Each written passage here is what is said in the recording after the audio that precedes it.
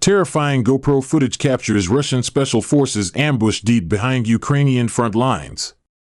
Combat footage reportedly recorded by a helmet-mounted GoPro camera offers a rare perspective into the planning and execution of an ambush conducted by Russian Special Operations Forces operating behind Ukrainian defensive lines near the border region.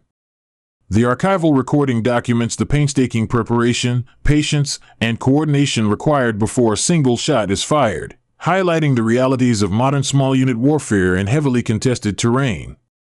According to the accompanying description, the footage was filmed during a mission carried out by Russian Special Operations Forces assigned to operate in areas located behind the positions of the Ukrainian armed forces. Unlike conventional frontline assaults, these missions rely on stealth, reconnaissance, and careful intelligence gathering rather than overwhelming firepower. The operation begins long before enemy troops enter the scene. The soldiers are shown moving cautiously through dense woodland while minimizing noise and avoiding detection.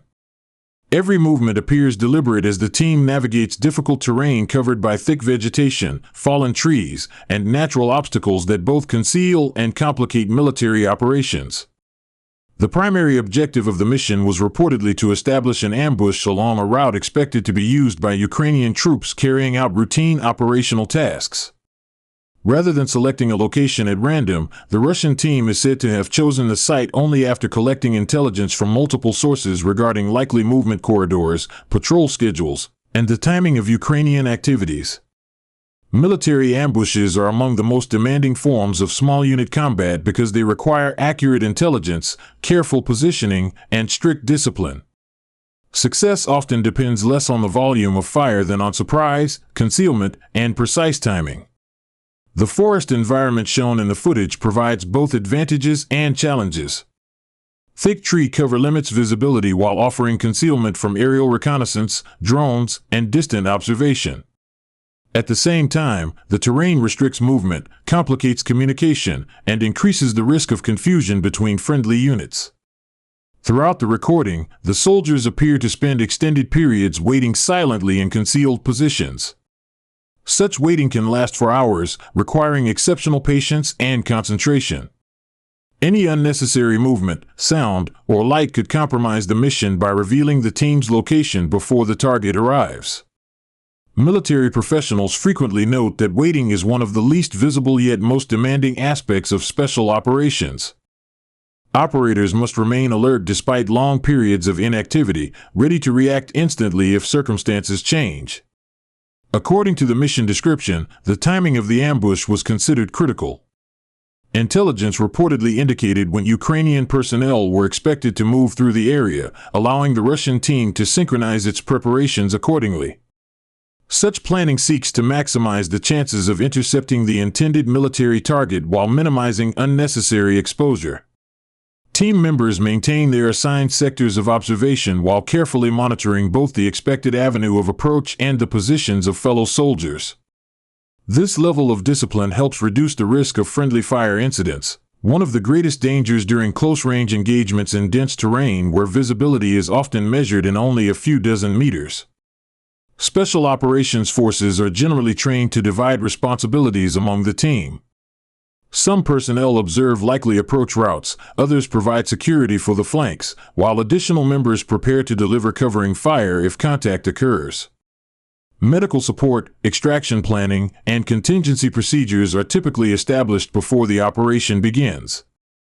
As the anticipated moment approaches, tension reportedly increases. Every sound in the forest, whether caused by wildlife, wind, or approaching personnel, requires immediate evaluation. Operators must distinguish between harmless background noise and genuine signs of approaching troops. The archival footage emphasizes the psychological demands of this phase. Maintaining complete silence while remaining prepared for sudden action requires discipline developed through extensive training and repeated operational experience. Although the recording reportedly captures the moments surrounding the ambush itself, it also demonstrates that the engagement represents only a small portion of the overall mission. The majority of the operation consists of reconnaissance, movement, concealment, observation, and waiting.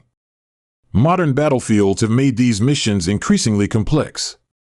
Small reconnaissance drones, thermal imaging equipment, electronic surveillance, and satellite observation have significantly reduced the ability of military units to move undetected. As a result, special operations teams often adapt by exploiting dense forests, difficult terrain, poor weather, and nighttime conditions whenever possible. Forested areas remain particularly significant because they limit long-range observation and can interfere with certain reconnaissance systems.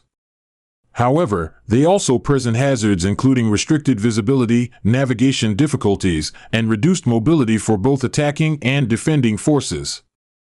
A serviceman of the 433rd Motorized Rifle Regiment of the Central Group of Forces fought off 5 enemy UAVs in an open area during the liberation of Novopodgorodnoye, Dnipropetrovsk region. The serviceman spoke about how it happened and noted that the skills acquired at a training ground were quite helpful. Я должен был закатиться на Новоподгородне, дождаться прихода всей моей группы и дальше уже по команде действовать. Я не дошел в этот момент по пути исследования. На меня налетели дроны, как бы пришлось уходить и уворачиваться. Да, много их. 5 штук. 5 штук одного.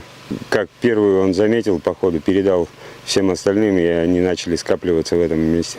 Я вышел на дорогу, на открытку. Выхожу, как раз прямая дорога на Соленое. Сзади слышу шум приближающего БПЛА противника. Открываю огонь, не попадаю, у меня заканчиваются патроны. Делаю маневры, прыгаю под него, как учили инструктора.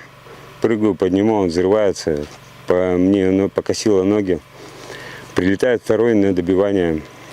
Прилетает его второй, тоже так же. Ухожу от него, прыгая, маневрирую, пытаюсь его обмануть.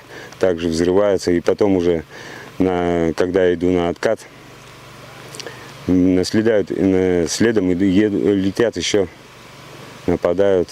Как бы одного не снимаю, другого, обманываю, кого об столб, кого где как получается ситуация, используя всю местность, как бы так, об столб, где что, где ямка, прыгаю, уворачиваюсь.